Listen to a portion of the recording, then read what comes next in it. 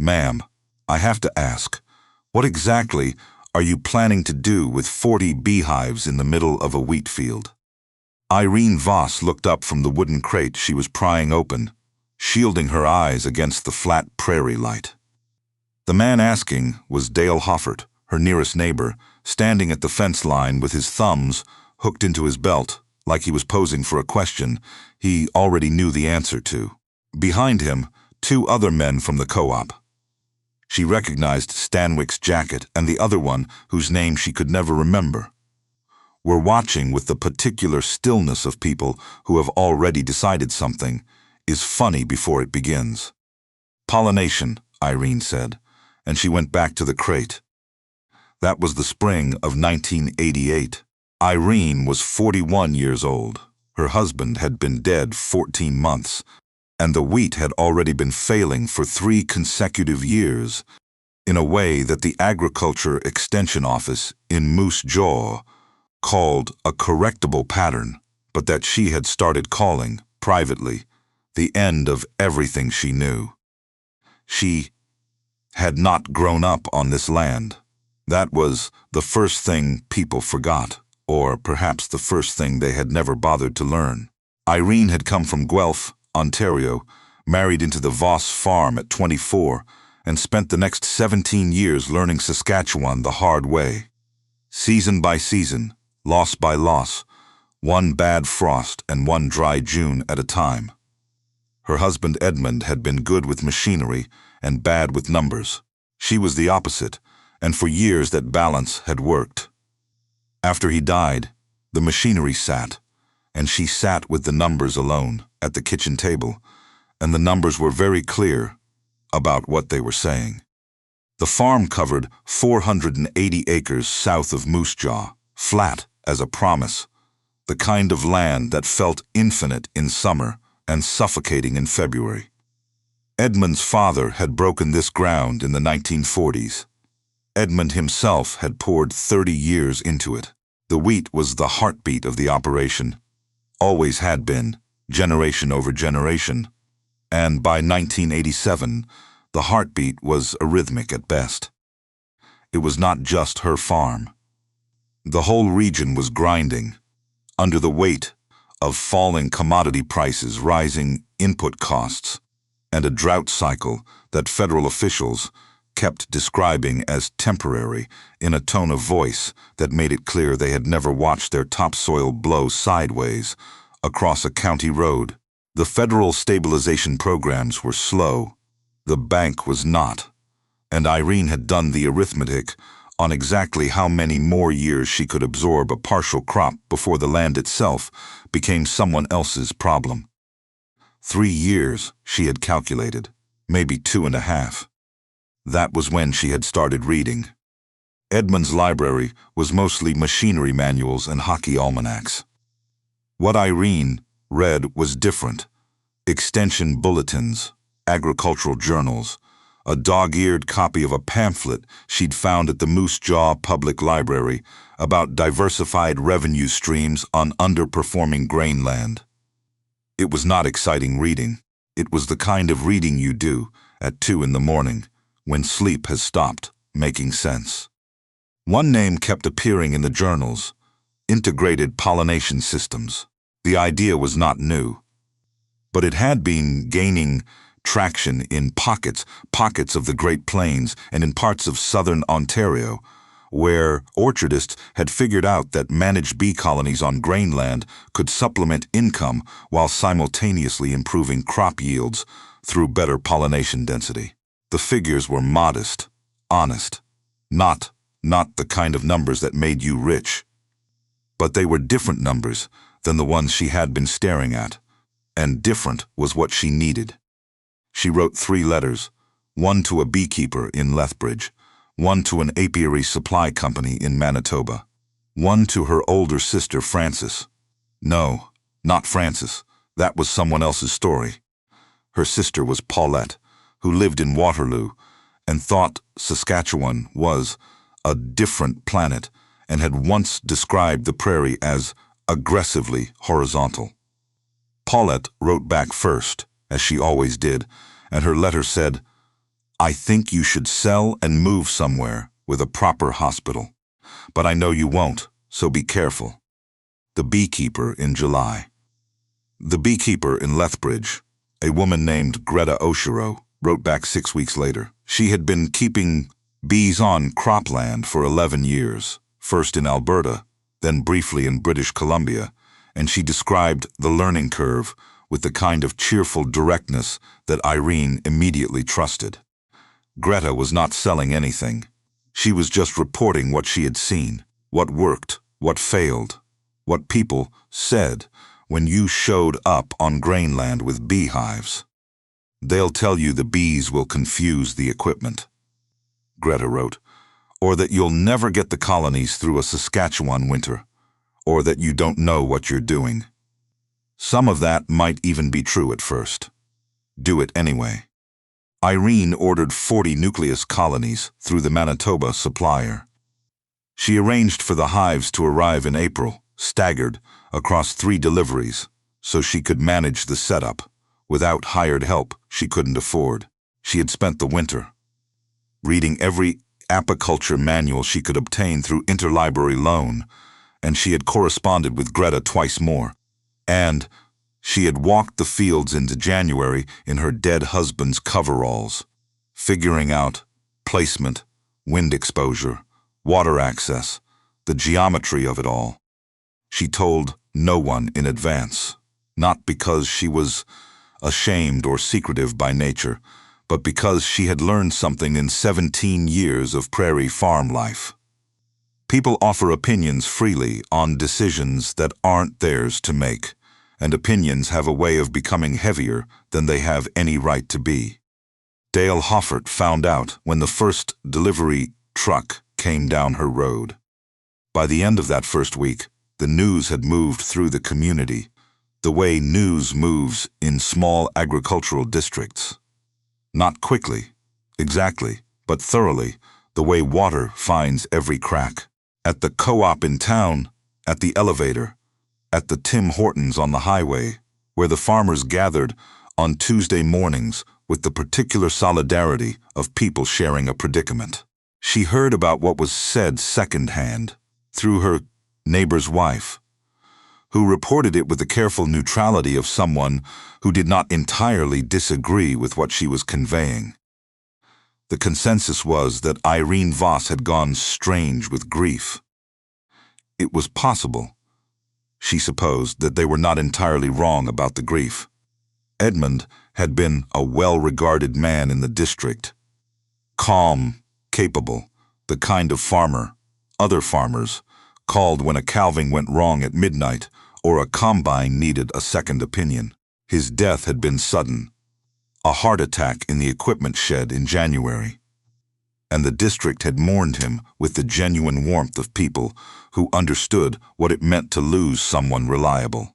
What they seemed less certain about was what Irene was supposed to do next. And bees had not been anywhere in the range of expected answers.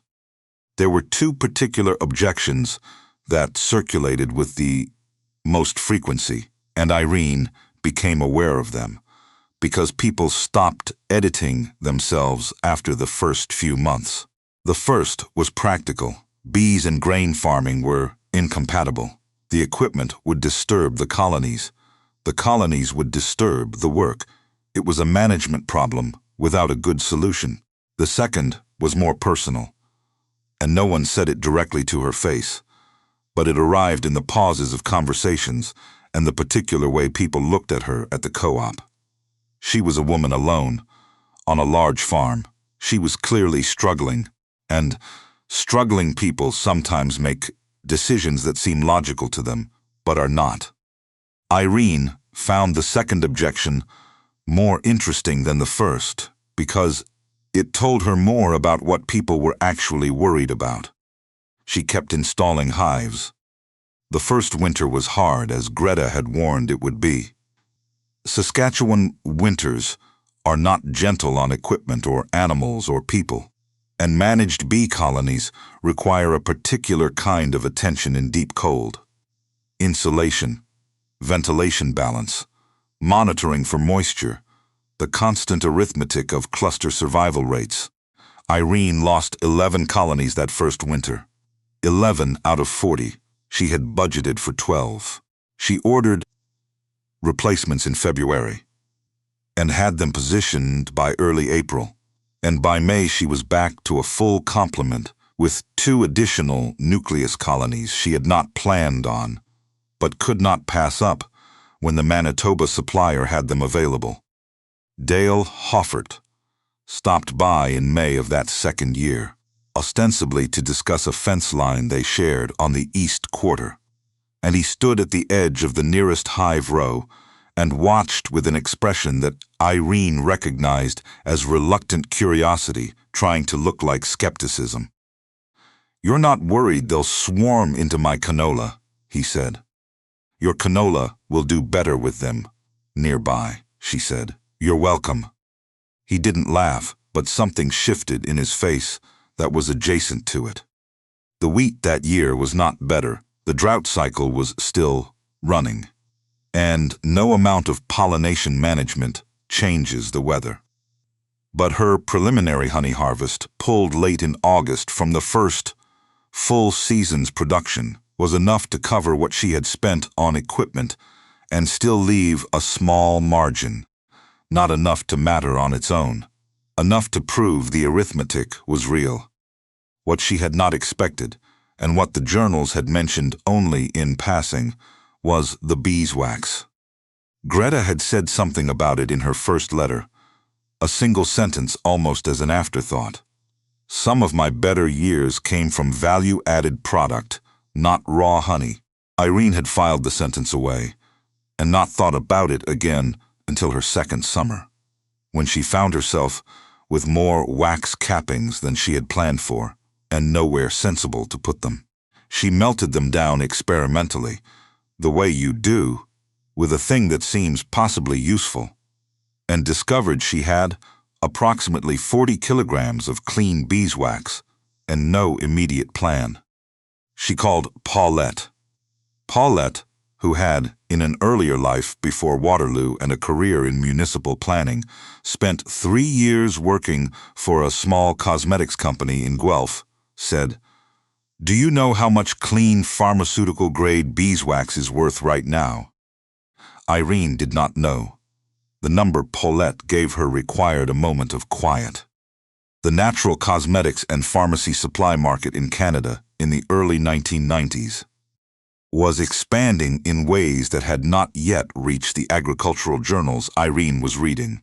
Consumer interest in unprocessed, locally sourced ingredients was growing, particularly in urban Ontario and British Columbia, and the supply of clean, traceable Canadian beeswax was structurally insufficient to meet the demand from manufacturers who needed a documented source. Irene's wax was not certified organic in those first years. That process took time and specific protocols, but it was clean, it was prairie-sourced, and Paulette knew a woman in Hamilton who knew a buyer in Toronto who was actively looking. The first sale was small, 50 kilograms at a price that was, by agricultural standards, remarkable. Irene sat at the kitchen table that night with the numbers in front of her, and did what she always did. She ran them forward. If she scaled the operation to 120 hives, which the land could support, and if she maintained the wax processing operation through the off-season, and if the Toronto buyer was not the only buyer in a national market that Paulette was describing as genuinely undersupplied, then the revised arithmetic looked like something Edmund's father would not have recognized as farming, but that Irene was beginning to recognize as survival. She did not celebrate. She ordered more equipment. But it was a dry July. The years between 1990 and 1995 were the middle years, the long middle of a thing that looks unremarkable from the outside and is completely consuming from the inside. She expanded the hive count. She refined her wintering protocols through a combination of Greta's ongoing correspondence and her own accumulated error. She developed relationships with 3 buyers, Toronto, Vancouver, and a smaller operation in Fredericton that supplied independent pharmacies throughout the Maritimes. She hired a part-time assistant, a young man from town named Crispin Holt, who had grown up on his grandmother's property 2 farms north and had a patience with bees that struck Irene as almost biological, like he had been made for it. Crispin did not laugh at the hives. He was 19 and needed work, and seemed to find bees genuinely interesting, which was sufficient. He was not good with the business side and did not pretend to be, and Irene did not ask him to be. He was good with the colonies, and that was the thing she needed. The wheat continued to underperform. 3 partial harvests. 1 season of almost nothing at all. 1 season that was close to normal, and then undercut by prices at the elevator. She had stopped expecting the wheat to save her. She had not stopped growing it. The land wanted to grow wheat. The rotation made agronomic sense, and there was something in her that was not ready to surrender the grain entirely. But she had stopped holding her breath from June through August in the way that Edmund had always held his, that particular prairie farmer's breath-holding, that is its own kind of religion. She breathed differently now. The co-op conversations changed slowly. The way collective opinion always changes, not with an announcement, but with a gradual renegotiation of what was worth mentioning. By 1993, Dale Hoffert had started asking her questions at the fence line that were actual questions rather than skepticism wearing question mark clothing. A farmer south of town, a man named Bredvold, who grew pulse crops and had a more experimental temperament than most, came out in the summer of that year to walk the hive rows and listen to her talk about the wax processing operation. He didn't say much. He came back the following spring with his daughter, who was studying at the University of Saskatchewan and writing something about agricultural diversification. Irene talked to the daughter for 2 hours, standing in the field. She showed her the colony records she kept, detailed, going back to the first year, every loss and recovery documented in a ledger she'd bought at the office supply store in Moose Jaw. The daughter took notes with the focused intensity of someone who had found something real where she had expected something merely interesting. "How did you know to start with 40 hives?" the daughter asked. "I didn't know," Irene said.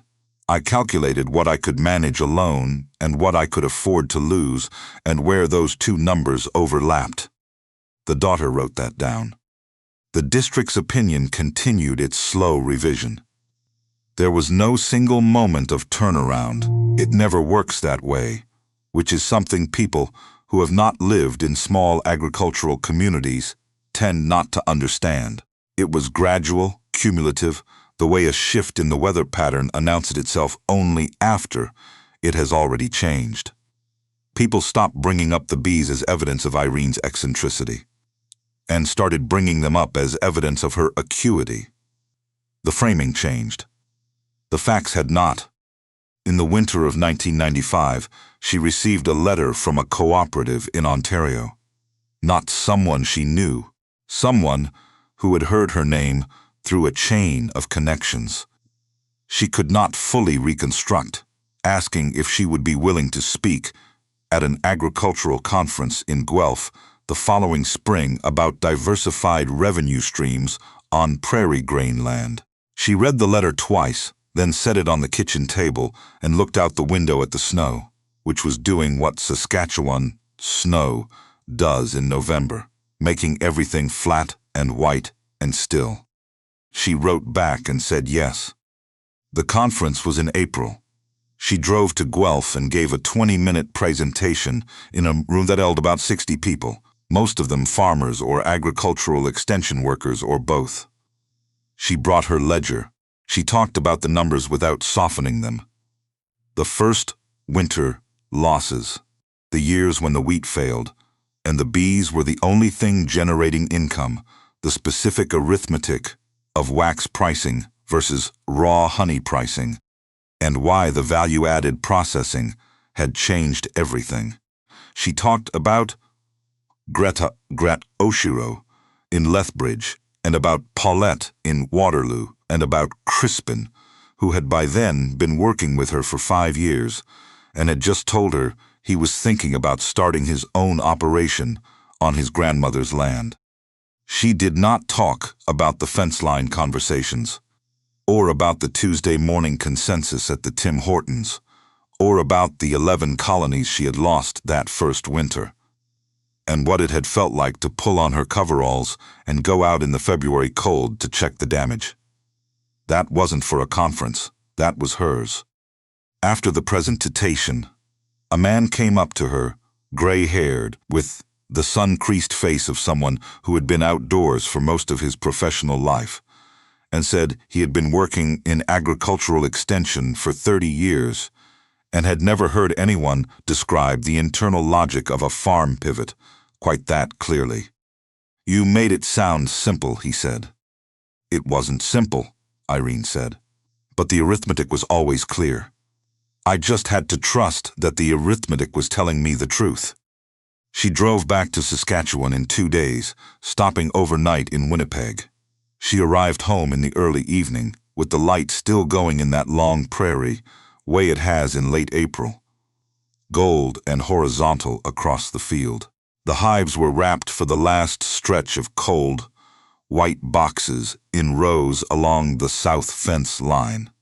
The wheat field beyond them was just starting to show the faint color of emergence, that particular green that means something has survived the winter. She sat in the truck for a moment before going inside. In 1996, her apiary operation supplied wax to 6 buyers across 4 provinces. The honey revenue was stable. The wheat was, for the first time in several years, a reasonable harvest. Crispin had started his own operation 2 farms north and was buying nucleus colonies from the same Manitoba supplier she had used in 1988. Which was a thing she found quietly satisfying in a way she did not explain to anyone. Dale Hoffert came over that August.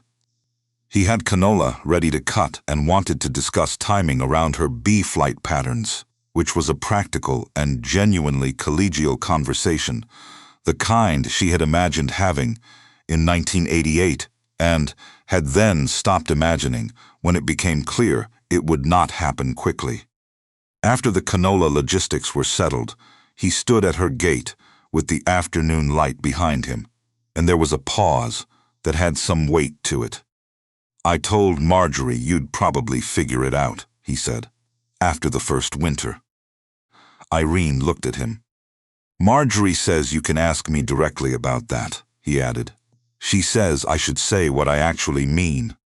He did not say what he actually meant, but his eyes did something that was close enough. "Good harvest to you," Irene said. She watched him walk back down the road to his truck.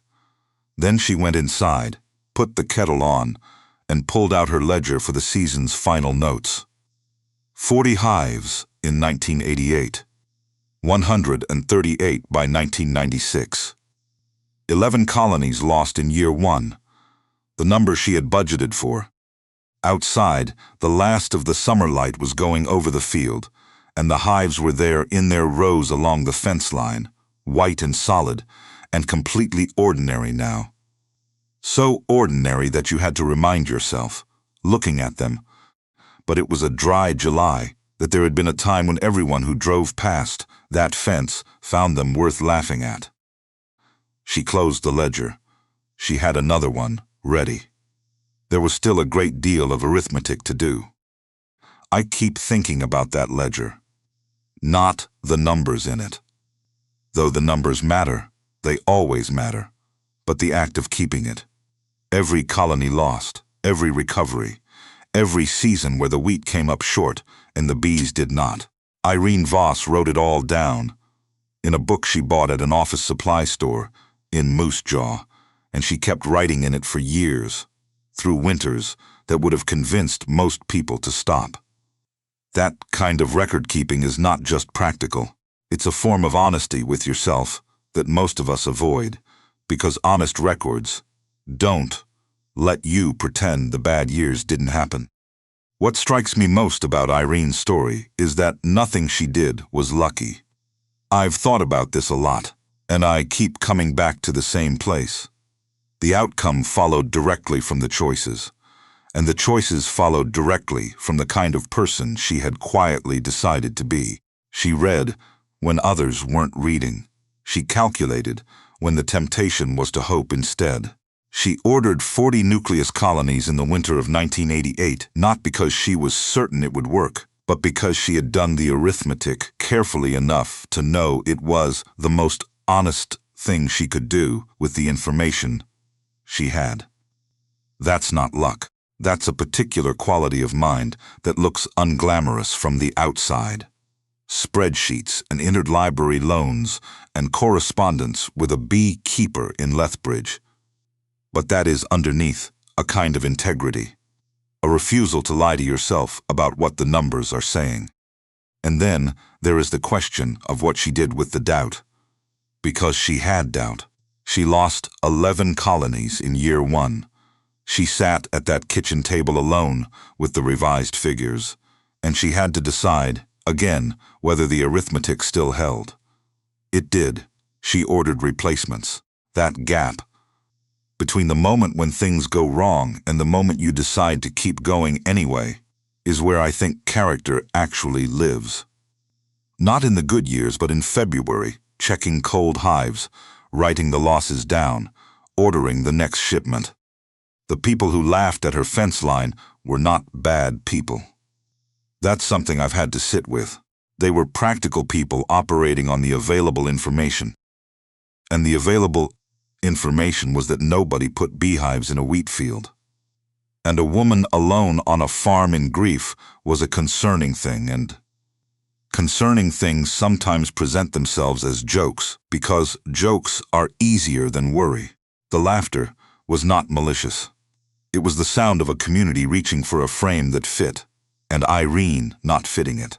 What she did with that, the years of not fitting, of watching the hives and running the numbers while the consensus held firm against her, that took something that I can only describe as a particular kind of stubbornness that is indistinguishable from the inside, from faith.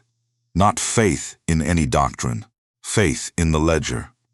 Faith that if you do the right things for long enough, the results will be honest with you. Dale Hoffert's non-apology at the gate in 1996. I told Marjorie you'd probably figure it out after the first winter, is, to me, the most human moment in the whole story. He couldn't quite say what he meant, but he came to the gate. He came to the gate, and that was something.